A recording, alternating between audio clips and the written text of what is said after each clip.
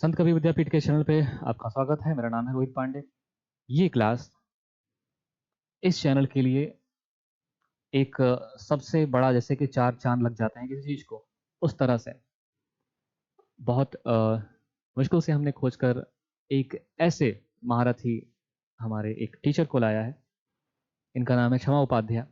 BSc chemistry ये पढ़ाएंगी बहुत साल से। ये नीट, जो कि आपकी आईआईटी, जेईई और नीट के एग्ज़ाम्स होते हैं, इसमें केमिस्ट्री पढ़ाती रही हैं। बीएससी केमिस्ट्री के सेकंड सेमेस्टर की ये क्लासेस हैं। आप इस क्लास को पढ़िए और इसके साथ एक ज़रूरी इन्फॉर्मेशन ये कि जीएस फाउंडेशन की सीरीज इस चैनल पे चल रही है। मैथ, रीजनिंग और इंग्लिश की क्लासेस भी आ रही है जीएस फाउंडेशन में। जो जितेंद्र सर हैं वो हिस्ट्री पढ़ा रहे हैं। आपकी पॉलिटी, जियोग्राफी, इकोनॉमिक्स की क्लासेस भी इस चैनल पे जल्दी अपलोड की जाएंगी। बहुत बहुत धन्यवाद।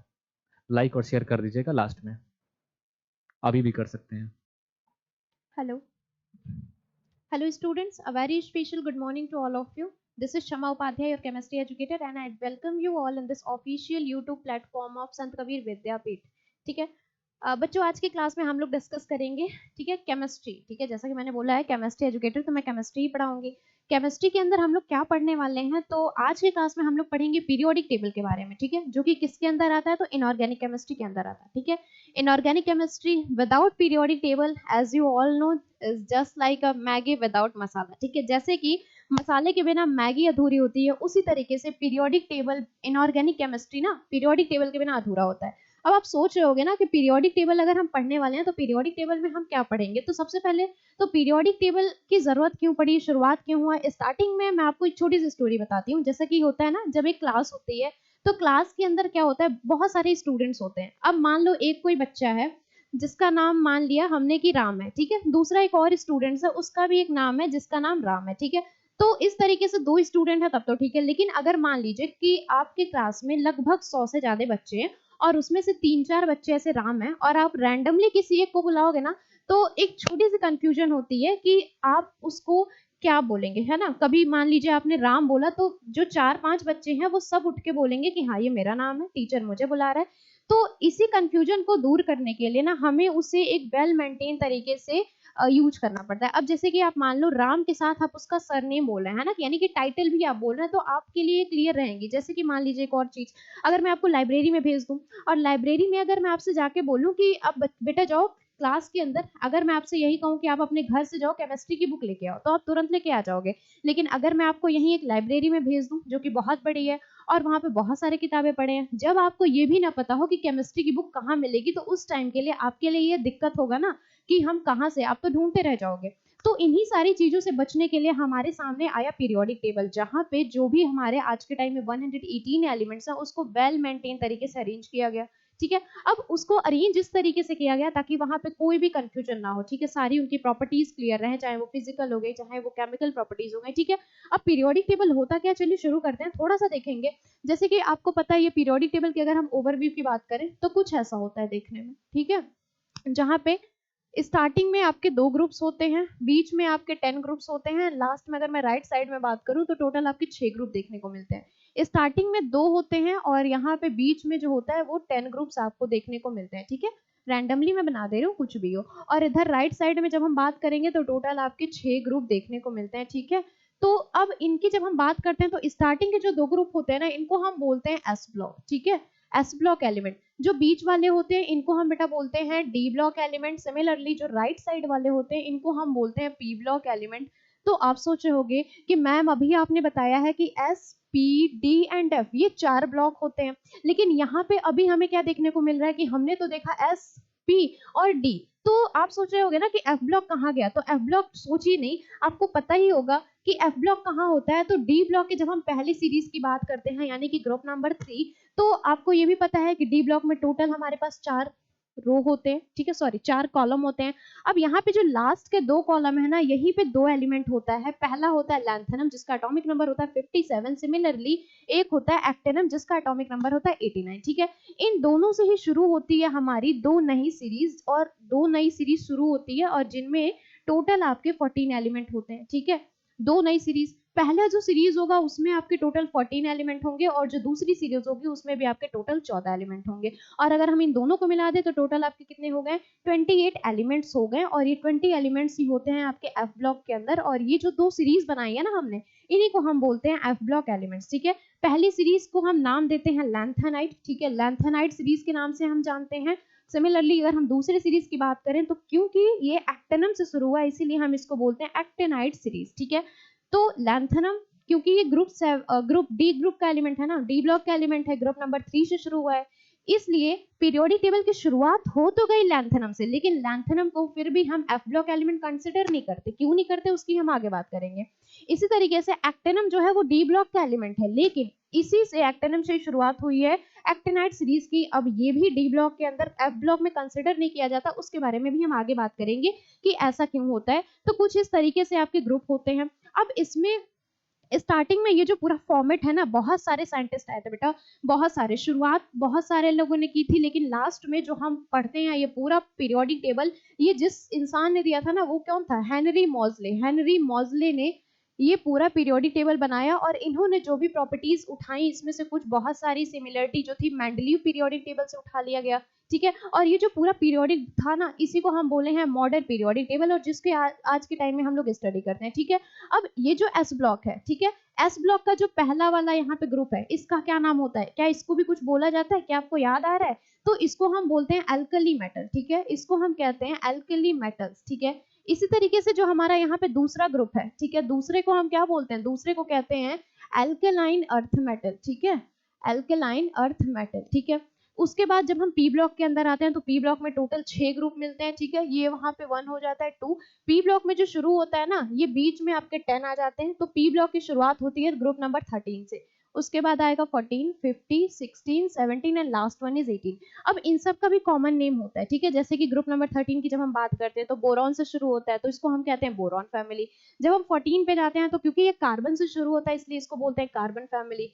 सिमिलरली जब 15 पे जाते हैं तो ये नाइट्रोजन से शुरू होता है इसलिए इसको हम बोलते हैं नाइट्रोजन फैमिली। एंड उसके बाद 16 पे जब जाते हैं ऑक्सीजन फैमिली। जब हम 17 पे जाते हैं तो क्योंकि वो हेलोजन से शुरू होता है इसलिए हम उसको बोलते हैं हेलोजन फैमिली।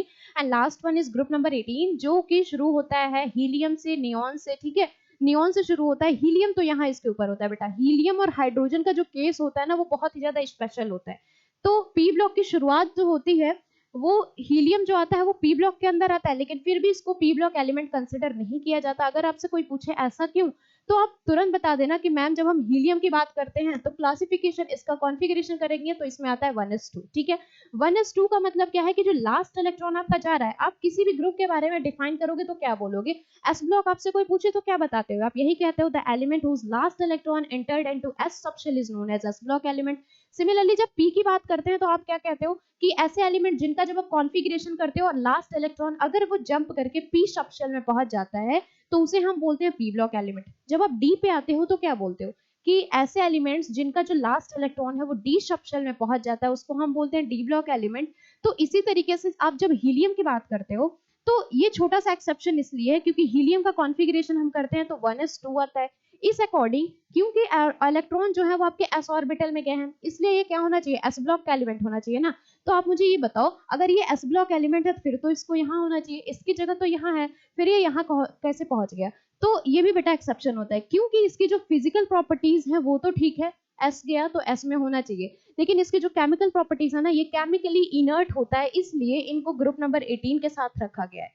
और 18 ग्रुप को आपको पता है ये क्या बोलते हैं? 18 ग्रुप को आप कहते हैं जीरो ग्रुप एलिमेंट या फिर इनर्ट बोलते हैं, इनर्ट गैसेस बोलते हैं। ठीक है, और कॉमन इनका जो नाम होता है वो क्या होता है, नोबल गैस होता है। ठीक है, तो इस तरीके से पीरियोडिक टेबल के अंदर ये सारी चीजें हैं जो आपको कहीं ना कहीं धीरे धीरे आगे पढ़ना है। तो अभी हम शुरुआत में क्या पढ़ने वाले हैं अब आप सोच रहे होगे। ठीक है, तो शुरू हम करेंगे डी ब्लॉक एलिमेंट से। डी ब्लॉक एलिमेंट क्या होते हैं अब एक चीज आप यहीं पे और क्लियर कर लो। ठीक है, डी ब्लॉक एलिमेंट का जो कॉमन नाम होता है, डी ब्लॉक को हम बोलते हैं क्या, तो इसको हम बोलते हैं ट्रांजिशन मेटल। ठीक है, ट्रांजिशन मेटल। अब ऐसा क्यों बोलते हैं, तो क्योंकि देखो इधर आपका क्या है एस ब्लॉक एलिमेंट, इधर क्या है ये पूरे आपके पी ब्लॉक एलिमेंट है। ये S और P के बीच में आता है, इसलिए हम इसको बोलते हैं डी ब्लॉक एलिमेंट। और आपने शायद एक पिक्चर देखी होगी ना, एक छोटा सा पिक्चर होता है, मार्केट में मिलता है, उसमें मान लीजिए एक साइड शिव जी बने होते हैं तो दूसरी साइड एक शिवलिंग रहती है, लेकिन जैसे ही आप उसको बीच में करते हो तो कभी ऐसा होता है वो एक दूसरे के ऊपर सुपर इम्पोज करते हैं, कभी शिवलिंग दिखती है तो कभी शिव भगवान दिखते हैं। तो वो होता क्या है, दरअसल उसमें ट्रांजिशन होता है। इसी तरीके से क्योंकि ये S और P के बीच में आता है ना, इसलिए हम इनको बोलते हैं ट्रांजिशन मेटल। और आपको ये भी पता होगा कि S और P को हम लोग मेन ग्रुप एलिमेंट बोलते हैं, ठीक है। पूरे पीरियोडिक टेबल में S और P को मेन ग्रुप एलिमेंट क्यों बोला जाता है? इस वजह से क्योंकि इनके जो वैलेंस इलेक्ट्रॉन होते हैं वही इनके ग्रुप को रिप्रेजेंट करते हैं, ठीक है। वैलेंस इलेक्ट्रॉन, जैसे कि आप जब S की बात करते हो तो इसमें टोटल एक वैलेंस इलेक्ट्रॉन होता है, कॉन्फ़िगरेशन क्या होता है 1s1। जब आप 2 की बात करते हैं तो यहाँ पे S2 आता है, 2 वैलेंस इलेक्ट्रॉन। जब आप P में जाते हो तो यहाँ पे क्या आता है, यहाँ पे P1 आता है। P ब्लॉक के जब आप दूसरी सीरीज में जाते हो तो P2 आता है। इसी तरीके से जब 8 वाले सीरीज में जाते हो ना तो क्या होता है, P8 हो जाता है। अब आप देखो कि इनके जो वैलेंस इलेक्ट्रॉन है वही इनके ग्रुप को रिप्रेजेंट करते हैं, इसलिए इनको क्या बोला जाता है, तो मेन ग्रुप एलिमेंट, ठीक है। चलिए फिर फटाफट हम लोग शुरू करते हैं डी ब्लॉक एलिमेंट, ठीक है। यहाँ पे देख लो, ये एक छोटा सा पीरियोडिक टेबल बना के आपके सामने रखा हुआ है और यहाँ पे आपको बहुत सारी चीजें समझ में आ जाएंगी, ठीक है, जो कि हम लोग ऑलरेडी डिस्कस कर चुके हैं। यहाँ पे सबसे पहले दिया है ये 2 कलर, ठीक है। हाइड्रोजन स्पेशल केस में है और इधर हीलियम क्या रखा हुआ है बेटा, तो स्पेशल केस में है। इधर जो 2 कलर से आप है ना, पर्पल कलर दिखाई दे रही है आपको, और ये जो दोनों सीरीज है इनको हम बोलते हैं एस ब्लॉक एलिमेंट। इधर वाले जो है येलो में, ये क्या, हाँ, आपके पी ब्लॉक एलिमेंट। जो बीच वाला है, ये जो बीच में स्काई ब्लू कलर में दिखाई दे रहा है वो क्या है, डी ब्लॉक एलिमेंट है। और ये दोनों हो गए आपके स्पेशल केस वाले जो कि क्या है, एफ ब्लॉक एलिमेंट है, ठीक है। तो इस तरीके से ये हमारा पूरा पीरियोडिक टेबल हो गया। अब आगे हम लोग डिस्कस करेंगे कि डी ब्लॉक एलिमेंट्स क्या होते हैं, ठीक है। मैंने आपको पहले ही बोला है हमें यहाँ पे क्या पढ़ने हैं, तो आप बता दो तुरंत, ठीक है, कि इतना तो समझ में आ गया होगा कि हमें यहाँ पे डी ब्लॉक पढ़ना है, ठीक है। अब डी ब्लॉक एलिमेंट होता क्या है, इसकी बात करते हैं।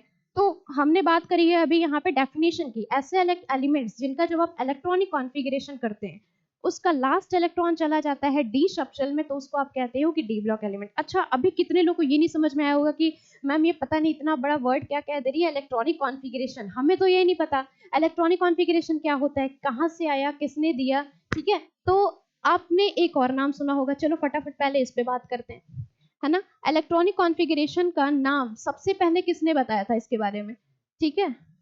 तो आपने एक इंसान का नाम जरूर सुना होगा, दैट इज अफबाउ, ठीक है। यही वो एक ऐसा इंसान था जिसकी वजह से हमें पूरी पीरियोडिक टेबल पढ़नी पड़ी, ठीक है। तो इसको हम बोलते हैं अफबाउ प्रिंसिपल।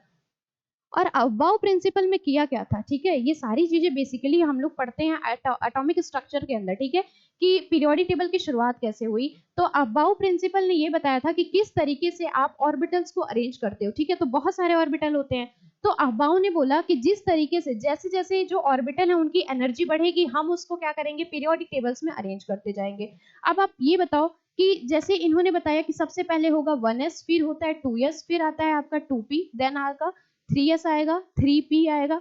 अब देखो एक चीज और है, अब आप सोचोगे सेकंड शेल में तो सिर्फ s और p आता है, लेकिन जब आप थर्ड शेल पे जाते हो ना तो s p के बाद ना d वाले शेल की भी शुरुआत हो जाती है। तो आप ये तो सोच रहे होगे कि 3s होगा, 3p होगा, मैम इसके बाद 3d होगा, नहीं नहीं जी, ऐसा बिल्कुल नहीं होता। यहाँ पे 3d के पहले आ जाता है 4s। ऐसा क्यों हो रहा है, तो यहाँ पे एक रूल काम करता है और शायद आपको वो रूल पता होगा या नहीं होगा। यहाँ पे जो रूल काम करता है उसको हम बेटा बोलते हैं n+l rule. And what is n and l, तो n यहाँ पे क्या होता है, n is principal quantum number, है ना। n क्या होता है, प्रिंसिपल क्वांटम नंबर। जब आपको ये भी पता है कि 4 क्वांटम नंबर होते हैं, ये सारी चीजें हम लोग एटॉमिक स्ट्रक्चर के अंदर डिस्कस करेंगे। 4 क्वांटम नंबर से ही बन के आया है ये principal quantum number. Quantum number कौन कौन से होते हैं, n, l, s and m, ठीक है। ये चारों चीजें मिलकर आपको बताती हैं कि एक इलेक्ट्रॉन कहाँ पे रहेगा, ठीक है। तो प्रिंसिपल क्वांटम नंबर। और जब हम एल की बात करते हैं तो इसको हम बोलते हैं एजीमथल क्वांटम नंबर, ठीक है, या फिर एजीम्यूथल भी आप कह सकते हो। अब ये होता क्या है, जैसे कि आपसे मैं पूछूं कि n+l रूल से आप बताओ कि यहाँ पे कौन से इलेक्ट्रॉन में, ठीक है, कौन से ऑर्बिटल की एनर्जी कितनी है। तो यहाँ पे मैंने क्यों बोला कि 4s पहले आएगा और 3d बाद में आएगा, ये किसने बताया था, अफबाउ ने बोला था। लेकिन यहाँ पे इनकी थियोरी थोड़ी सी फेल हो रही थी, यहाँ पे 3d के पहले 4s आ जा रहा था, क्योंकि जब आप निकालेंगे क्या, इस रूल से आप एनर्जी निकालोगे 4s और 3d की, तो जरा लगाओ यहाँ पे प्रिंसिपल क्या होता है, तो आपको पता ही है प्रिंसिपल क्या होता है, हेड ऑफ द स्कूल। जैसे कि एक स्कूल होता है ना, वहां पे जो सबसे बड़ा होता है उसको क्या कहते हैं, प्रिंसिपल। तो यहाँ पे देखो जो सबसे बड़ा वाला ना, जो सबसे पहले है वो क्या है, प्रिंसिपल है। तो यहाँ पे 4 हो गया और यहाँ पे 3 हो गया, ये क्या है, प्रिंसिपल। तो यहाँ पे n की वैल्यू है आपकी 4, ठीक है। N की वैल्यू यहाँ पे क्या हो जाएगी, 4 हो जाएगी।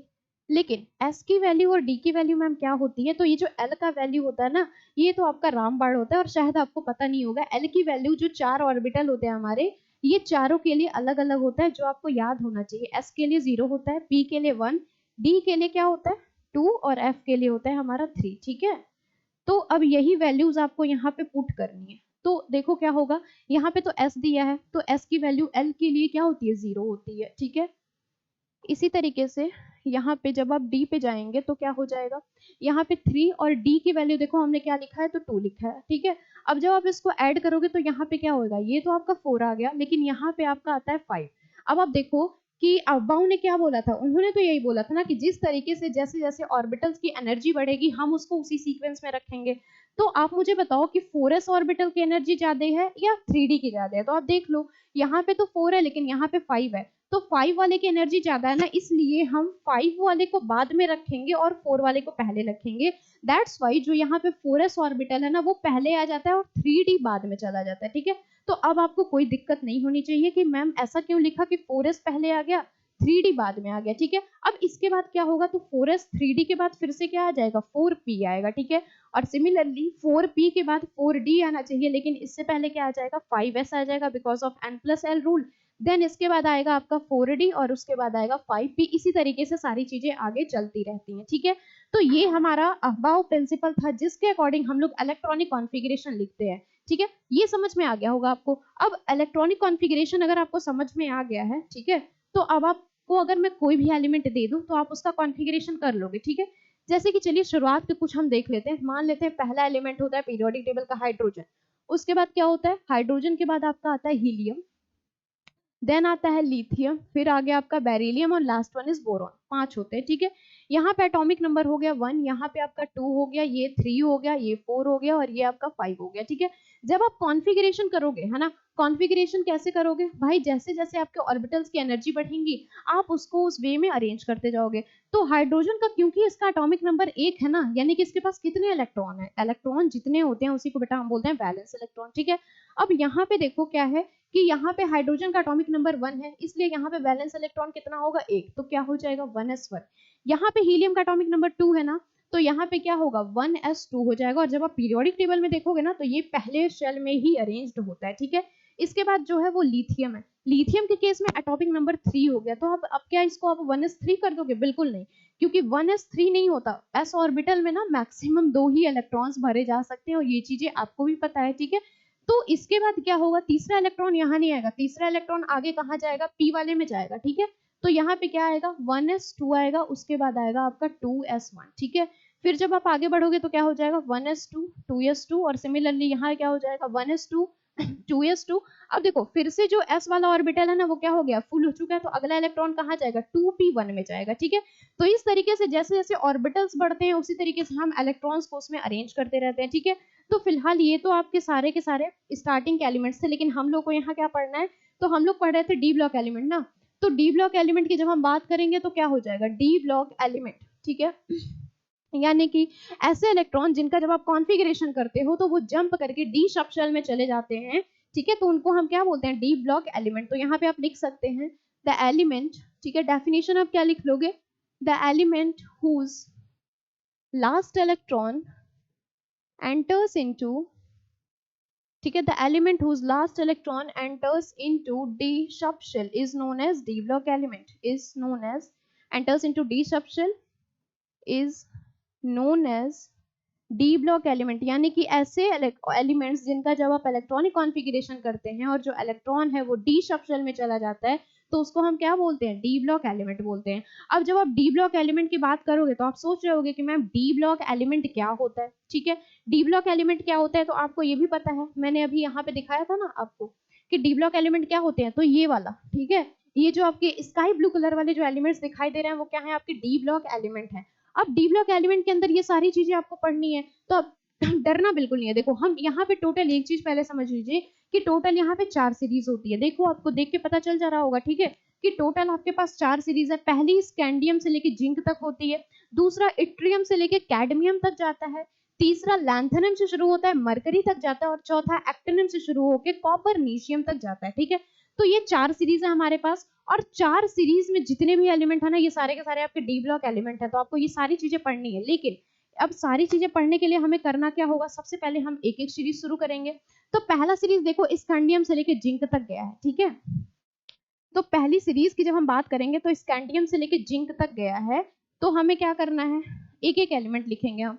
तो पहला एलिमेंट होता है बेटा आपका स्कैंडियम, फिर होता है टाइटेनियम, देन वेनेडियम, फिर होता है क्रोमियम, फिर आता है आपका मैग्नीज, देन आयरन, ठीक है। आयरन के बाद कोबाल्ट, फिर आपका आता है निकल, देन आता है copper, and last one is zinc, ठीक है। जब हम एटॉमिक नंबर की बात करते हैं तो स्कैंडियम का एटॉमिक नंबर होता है 22, ये हो गया आपका 21, 22, ये आपका 23 हो गया, 24, 25, 26, 27, 28, 29 एंड लास्ट वन इज 30, ठीक है। तो हमने क्या करा, एलिमेंट्स लिख लिए, एटॉमिक नंबर लिख लिया। अब हम क्या करेंगे, इनका इलेक्ट्रॉनिक कॉन्फ़िगरेशन करेंगे। तो डरिएगा बिल्कुल नहीं, अब हम क्या करेंगे, कॉन्फ़िगरेशन। अब आप सोच रहे होंगे कि मैम क्या हम 1s2, 2s2, 2p6, 3s2 ऐसे एक एक करके लिखेंगे, बिल्कुल नहीं।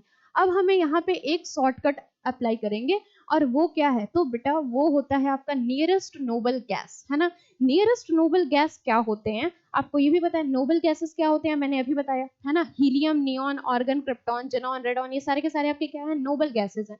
अब आपको ये देखना है कि स्कैंडियम के सबसे पास वाला नोबल गैस कौन है, और वो जितना नोबल गैस होता है तो उतनी कॉन्फ़िगरेशन आपको नहीं करनी, रेस्ट उसके बाद जो बचा होता है वो लिख दो। तो जब आप स्कैंडियम पे जाते हो ना, तो यहाँ पे जो कॉन्फ़िगरेशन होता है वो क्या आता है, नियरेस्ट नोबल गैस होता है आर्गन, ठीक है। अब आर्गन का एटॉमिक नंबर होता है 18। तो आपके पास बचा क्या, जब आपने आर्गन लिखा ना तो 18 एलिमेंट के काम तो पहले ही खत्म हो गए। अब आपके पास बचा क्या, कॉन्फ़िगरेशन आपको 21 का करना है, 18 एलिमेंट्स तो हमारे हो गए, यानी कि बचे कितने, तो 90, 20, 21, 3 बचे। अब 3 के लिए आपको ये डिसाइड करना है ना कि हम अगला ऑर्बिटल कौन सा लेंगे। तो आप पीरियोडिक टेबल में ध्यान से देखना, पहली चीज जब पीरियोडिक टेबल पढ़ने बैठो ना तो लेके जरूर बैठना, क्योंकि कंफ्यूजन हो सकते हैं। तो आर्गन के पास आपके 18 एलिमेंट भर चुके, अगले एलिमेंट 3 है, वो 3 एलिमेंट कहाँ जाएंगे ये आपको डिसाइड करना है। तो आप देख लेना, जब आप आर्गन पे जाते हो तो 3s 3p ऑर्बिटल खत्म हो जाता है, बचता है आपके पास 4s। तो अगला एलिमेंट यहाँ पे जाता है आपका 4s2 में, है ना। और क्योंकि s ऑर्बिटल में हम मैक्सिमम 2 इलेक्ट्रॉन ही भर सकते, तीसरा तो आपसे ब्रह्मा के बोले ना तो भी मत भरना, क्योंकि होते ही नहीं है, ठीक है। तो 2 इलेक्ट्रॉन आपने भर दिया, अब बचा कितना, अभी भी देखो एक बचा है क्या, 18 2 20 तो हो गया। आप सोच रहे हो ना मैम एक बचा है, अब उस एक को कहाँ भेजे, तो 4s2 के बाद अभी बेटा आपका बचा होता है 3d, ठीक है। देखो हमने बात करी थी ना, यहाँ पे हमने बात करी थी कि 4s के बाद आपका क्या आता है, 3d आता है। ये देखिए 4s के बाद जस्ट 3d आता है because of n+l rule, okay. तो यहाँ पे हम क्या करेंगे, देखिए यहाँ पे हम क्या करने वाले हैं अभी, तो यहाँ पे देखो 2 इलेक्ट्रॉन तो छू चुके हैं, बचा कितना, एक, तो यहाँ भर दो आप 3d1। अब आगे क्या होने वाला है मैं आपको जरा सा बता दे रही हूँ। ये आपका जो पैटर्न है ना, ये आर्गन सारे में सेम रहेगा, 4s2 भी सेम रहेगा, लेकिन बचेगा क्या, 3d1 बचेगा, ठीक है। तो जैसे जैसे इलेक्ट्रॉन्स भरेंगे आप उसमें एलिमेंट्स, जैसे जैसे एलिमेंट बढ़ेंगे ना तो उनके इलेक्ट्रॉन्स भी बढ़ेंगे, और इलेक्ट्रॉन्स आप भरोगे कहाँ पे, तो डी ऑर्बिटल में। और आपको ये चीजें पता होनी चाहिए कि डी ऑर्बिटल में टोटल 5 ऑर्बिटल्स होते हैं, और क्योंकि हमें ये पता है कि मैम एक ऑर्बिटल में मैक्सिमम 2 इलेक्ट्रॉन भरे जा सकते हैं, इसलिए डी में अगर 5 ऑर्बिटल है तो टोटल हम उसमें 10 इलेक्ट्रॉन भर सकते हैं, ठीक है। तो देखो क्या होता है, यहाँ पे तो 3d1 हो गया, आगे जब आप बढ़ोगे ना तो क्या हो जाएगा, आर्गन 4s2, ये चीजें आपकी सेम चलेंगी। अगला जो इलेक्ट्रॉन बढ़ रहा है वो आपको एसडी वाले में ऐड कर देना है, तो यहाँ पे क्या हो जाएगा, 3d2 हो जाएगा। वेनेडियम के केस में क्या होगा, आर्गन 4s2, ये क्या है आपका 3d3 होगा। जब आप क्रोमियम की बात करोगे तो क्या आ जाएगा, argon 4s2 3d4, but inorganic chemistry without exception is just like a Maggi without masala. अब क्योंकि आप इनऑर्गेनिक केमिस्ट्री पढ़ रहे हो और उसमें भी आप डी ऑर्बिटल पढ़ रहे हो, ठीक है, डी ब्लॉक एलिमेंट, तो एक्सेप्शन तो बिठाएंगे, ठीक है। अब यहाँ पे देखो होना क्या चाहिए था, 4s2 के बाद क्योंकि यहाँ पे 3 चल रहा है, यहाँ 1 था, 2 था, यहाँ 3, तो यहाँ 4 तो आना ही चाहिए था ना, लेकिन ऐसा नहीं होता। ऐसा क्यों नहीं होता, यहाँ पे जो कॉन्फ़िगरेशन होता है ना वो आपका हो जाता है, आर्गन के बाद क्या आ जाएगा, आर्गन के बाद 4s2 तो आता है, ठीक है, आर्गन के बाद 4s2 तो आता है, लेकिन यहाँ पे क्या आ जाएगा, 3d5 आ जाएगा बिकॉज ऑफ एक्स्ट्रा स्टेबिलिटी।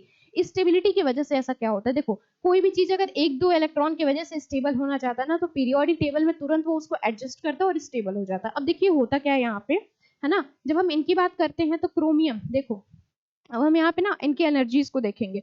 यहाँ पे देखिए s ऑर्बिटल है तो बना लो एक s ऑर्बिटल फटाफट, यहाँ पे d ऑर्बिटल है, और आपको पता है कि d ऑर्बिटल में टोटल, d ब्लॉक में टोटल 5 ऑर्बिटल होते हैं ना, तो कितना हो गया 1 2 3 4 5, जब आप नीचे वाले पे आओगे तो देख लीजिए 4s2 के लिए एक ऑर्बिटल बना लिया, और डी ब्लॉक में टोटल 5 ऑर्बिटल होते हैं, तो यहाँ पे 5 ऑर्बिटल बना लो, 1 2 3 4 5। ठीक है, अब हम क्या करेंगे, अगला हमारा जो काम है ना वो है हम इलेक्ट्रॉन की फिलिंग, जितने इलेक्ट्रॉन्स है आप उसको भर दो तुरंत। ठीक है, तो एस वाले में आप देखिए 2 इलेक्ट्रॉन है, और हमें ये भी पता है कि ऑर्बिटल में जब हम किसी एक ऑर्बिटल की बात करते हैं तो उसमें मैक्सिमम 2 इलेक्ट्रॉन ही भरे जा सकते हैं। ठीक है, 3 कभी आएगा नहीं।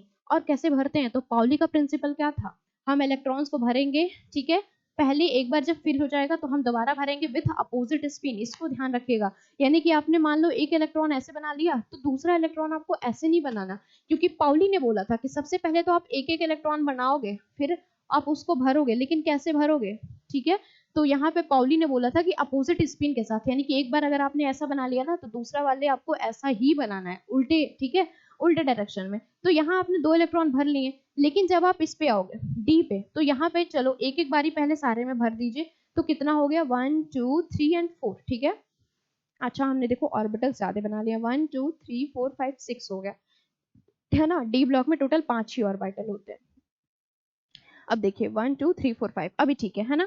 अब यहाँ पे देखिए 4 इलेक्ट्रॉन थे तो 4 भर लिए। जब आप नीचे वाले में आओगे तो यहाँ पे क्या है 4s2 है, लेकिन यहाँ पे क्या है 3d5 है ना। तो यहाँ पे देखिए 1 2 3 4 5, और आप सोच रहे हो कि मैम ये क्या हो गया, तो ये देखो यहाँ पे और यहाँ पे आपको अलग क्या देखने को मिला है। यहाँ पे जो डी ऑर्बिटल में 5 ऑर्बिटल होता है ना, वो एक एक बार 5 ऑर्बिटल में इलेक्ट्रॉन जा चुके हैं। और आपको ये भी पता है कि डी ऑर्बिटल अगर कभी भी टोटल 10 इलेक्ट्रॉन होते हैं, है ना। एक्स्ट्रा स्टेबल डी ऑर्बिटल कब होता है, या तो जब डी में एक भी इलेक्ट्रॉन नहीं होते तब वो एक्स्ट्रा स्टेबल होता है। जब डी में 10 इलेक्ट्रॉन 10 ऑर्बिटल होते हैं, 10 उसमें मैक्सिमम भरे जा सकते हैं, और अगर 10 पूरा फिल हो गया तब ये एक्स्ट्रा स्टेबल होगा। एक और केस होता है जब वो एक्स्ट्रा स्टेबल हो जाता है, दैट इज D5। D5 का मतलब क्या है कि वो हाफ फिल्ड स्टेबल है ना। D5 का मतलब है कि ये हाफ फिल्ड स्टेबल है। लेकिन यहीं पे जब हम D10 की बात करते हैं तो ये क्या हो जाता है, फुल फिल्ड स्टेबल होता है। ठीक है, एक होता है हाफ फिल्ड स्टेबल और एक होता है फुल फिल्ड स्टेबल। तो यहाँ पे देखो D5 के केस में क्या है, टोटल 5 इलेक्ट्रॉन है और ये क्या है, हाफ फिल्ड स्टेबल है। दैट्स वाई इस वाले केस में क्रोमियम जो होता है वो D5 में रहना ज्यादा प्रेफर करता है एज कंपेयर टू D4। ठीक है, तो समझ में आ गया होगा आप लोगों को कि हमने यहाँ पे D4 क्यों लिखा। तो ये वाला जो केस है होना तो ये चाहिए था, लेकिन ऐसा होता नहीं है। बिकॉज ऑफ एक्स्ट्रा स्टेबिलिटी हम क्रोमियम का ये वाला कॉन्फ़िगरेशन लिखते हैं। ठीक है, तो समझ में आ गया होगा ना। चलो फटाफट एक काम करते हैं, ये सब हम लोग हटा देते हैं। आपको सिर्फ ये ध्यान रखना है कि डी में जब हम 5 इलेक्ट्रॉन भर देते हैं ना, तो वो एक्स्ट्रा स्टेबल हो जाता है, इसलिए हम क्रोमियम के कॉन्फ़िगरेशन में D5 यूज करते हैं। ओके, तो अब हम यहाँ पे क्या करेंगे, जैसा चल रहा था ना 3D3, यहाँ पे तो 3D3 था, आगे 3D4 होना चाहिए था, लेकिन हमें ये भी पता चल गया कि क्योंकि क्रोमियम एक्स्ट्रा स्टेबल हो जाता है, इसलिए यहाँ पे हम 3D5 लिखेंगे। अब जब आप क्रोमियम ने आपने 3D5 लिख दिया, तो आप मुझे बताओ मैग्नीज के केस में आप क्या करोगे। अब जब ये पे 3D5 है ना, तो यहाँ पे क्या हो जाएगा, ये आपका चेंज होके यहाँ पे क्या आ जाएगा 4s1 आ जाएगा, क्योंकि क्रोमियम में इलेक्ट्रॉन कितने थे, 24 ही थे। अब देखो हमारा सेटिस्फाई कर रहा होगा, आर्गन के 18 इलेक्ट्रॉन प्लस एस के एक इलेक्ट्रॉन 19, और यहाँ पे 5 इलेक्ट्रॉन, टोटल कितने हो गए 5 1 6 एंड 18 6 कितना होता है 24। ठीक है, तो यहाँ पे बैलेंस इलेक्ट्रॉन और यहाँ का एटॉमिक नंबर दोनों सेटिस्फाई कर रहा है। दैट्स बिकॉज अभी हमने जो कॉन्फ़िगरेशन लिखा वो बिल्कुल सही है। ठीक है, लेकिन जब आप मैग्नीज के केस में आओगे तो क्या होगा, यहाँ पे तो एटॉमिक नंबर 25 है, टोटल यहाँ पे 25 इलेक्ट्रॉन ही भरे जाने हैं। ठीक है, तो 18 इलेक्ट्रॉन का तो काम खत्म कर दिया आर्गन ने, यहाँ पे 18 इलेक्ट्रॉन खत्म हो गए। अब आपके पास कितना बचा है 90 20 21 22 23 24 एंड 25, टोटल आपके पास 7 इलेक्ट्रॉन्स है। कहाँ भरेंगे आप, तो अगला इलेक्ट्रॉन तो 2 में जाना है, तो यहाँ पे क्या हो जाएगा 4s2, 18 के बाद 20 हो गया, अब आपके पास 5 इलेक्ट्रॉन बचे हैं। तो अब आप यहाँ पे क्या करो, अगेन 3d5 कर दो। ठीक है, अब इन दोनों में आपको डिफरेंस समझना है। ठीक है, तो क्योंकि क्रोमियम का एक्सेप्शन है, इसलिए आप पहली चीज तो आपको स्टार बना लो, क्योंकि अगर आपसे ये बोला जाए कि एग्जाम में आता क्या है, तो जितना एक्सेप्शन होता है ना वही आता, क्योंकि पीरियोडिक टेबल में आपको पढ़ने के लिए कुछ ऐसा नहीं है कि कमी हो जाएगी, लेकिन एग्जाम में सब तो आ नहीं सकता। एग्जाम में क्या है जो एक्सेप्शन होता है।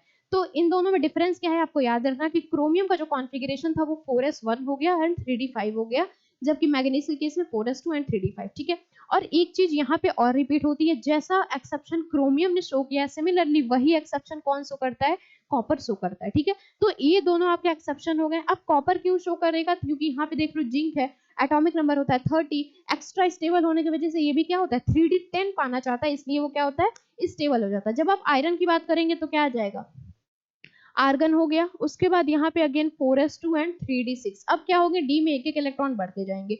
जब आप यहाँ पे आर्गन के बाद किस पे जाएंगे, कोबाल्ट पे जाएंगे, तो ये क्या हो गया, आर्गन, है ना। आयरन के बाद जब कोबाल्ट पे जाओगे तो हो जाएगा आर्गन 4s2 3d7। आयरन के बाद कोबाल्ट के बाद जब आप निकल पे जाएंगे तो अगेन हो जाएगा ये आर्गन 4s2 3d8। ठीक है, 3d8 के बाद अब देखिए जब आप कॉपर की बात करोगे तो यहाँ पे हो गया आर्गन 4s2। अब क्या होना चाहिए, अब आप यहाँ पे बताओ क्या होना चाहिए, तो आप तो यही सोच रहे होगे कि 3d9 होगा। सिमिलरली वही वाला केस है जो कॉपर के सॉरी क्रोमियम के केस में रिपीट हुआ था। ठीक है, यहाँ पे 3d4 था ना, लेकिन वो एक्स्ट्रा स्टेबल होने के लिए, क्योंकि 3d5 जो होता है वो हाफ फिल्ड स्टेबल होता है, इसलिए वो एक्स्ट्रा स्टेबल हो गया। यहाँ पे होना चाहिए 3d9, लेकिन क्योंकि अगर इसको एक इलेक्ट्रॉन कहीं से और मिल जाए तो ये 3d10 हो जाएगा, और 3d10 एक्स्ट्रा स्टेबल होता है, इसलिए ये क्या करता है, s वाला अपना एक इलेक्ट्रॉन इसको दे देता है। ठीक है, s वाला एक इलेक्ट्रॉन देगा तो यहाँ पे क्या हो जाएगा, यहाँ पे s जब एक इलेक्ट्रॉन दे देगा, ठीक है, तो क्या हो जाएगा, यहाँ पे एक इलेक्ट्रॉन जब s देगा तो ये आपका 4s1 हो जाएगा, लेकिन यही इलेक्ट्रॉन यहाँ पे ट्रांसफर हो जाएगा और 3d10 बना लेगा।